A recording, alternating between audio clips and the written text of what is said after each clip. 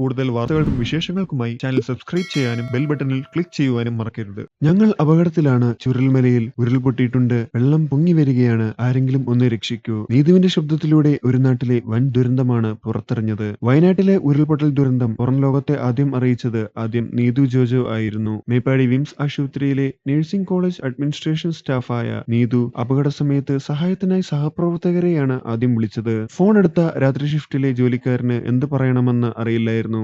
Okay എന്തെങ്കിലും ചെയ്യാം എന്ന് പറഞ്ഞ് അയാൾ ഫോൺ വെച്ചു. വീണ്ടും നീതു വിളിച്ചു. ഇത്തവണ ഫോൺ എടുത്തത് ഡ്യൂട്ടി മാനേജറാണ്. വീണ്ടും ഉരുൾപൊട്ടിയെന്ന് തോന്നുന്നുണ്ട്. ഞങ്ങൾക്ക് വീട്ടിൽ നിന്ന് പുറത്തു കിടക്കാൻ പോലും പറ്റുന്നില്ല. എല്ലാവരും ഇപ്പോൾ ഒലിച്ചു പോകും. നീതു പറഞ്ഞത് ഇത്രമാത്രം. പിന്നീട് ആശുപത്രിയിൽ നിന്ന് നീതുവിനെ തിരിച്ചു വിളിച്ചു. അപ്പോഴേക്കും പുഴ ഗതിമാറി ഒഴുകി വീടിന് ചുറ്റും വെള്ളം നിറഞ്ഞിരുന്നു. ഏറ്റവും കൂടുതൽ സുരക്ഷയുള്ള സ്ഥലത്താണ് വീടുള്ളതെന്നും അവിടെ നിന്ന് മാറാൻ അതിലും സുരക്ഷിതമായൊരു സ്ഥലമില്ലെന്നും സഹപ്രവർത്തകരോട് നീതു പറയുകയും ചെയ്തു. അതിനിടയിലാണ് രണ്ടാമത് ഉരുൾപൊട്ടി നീതുവിന്റെ വീടുൾപ്പെടെ വെള്ളം വിഴുങ്ങിയത്. ഭർത്താവ് ജോജോ വീട്ടിലുള്ളവരെയും അഭയം തേടിയെത്തിയവരെയും സുരക്ഷിതമാക്കിയപ്പോഴേക്കും തന്റെ ഭാര്യയായ നീതുവിനെ മലവെള്ളപ്പാച്ചിൽ തട്ടിയെടുത്തിരുന്നു. മകനെയും മാതാപിതാക്കളെയും ദുരിതാശ്വാസ ക്യാമ്പിൽ എത്തിച്ച ശേഷം ഭാര്യ നീതുവിനെ തേടിയിറങ്ങിയ ജോജുവിന് പക്ഷേ ഒരിടത്തും കണ്ടെത്താനായില്ല. വീടാകെ ഒലിച്ചുപോയിരുന്നു. വീട് നിന്നിരുന്ന സ്ഥലം കണ്ടുപിടിച്ചു തിരഞ്ഞെങ്കിലും നീതുവിനെ കണ്ടെത്താനായില്ല. ഇവരുടെ ഏക മകനായ 6 വയസ്സുകാരൻ പാപ്പി അമ്മ വരുന്നതും കാത്തിരിക്കുകയാണ്.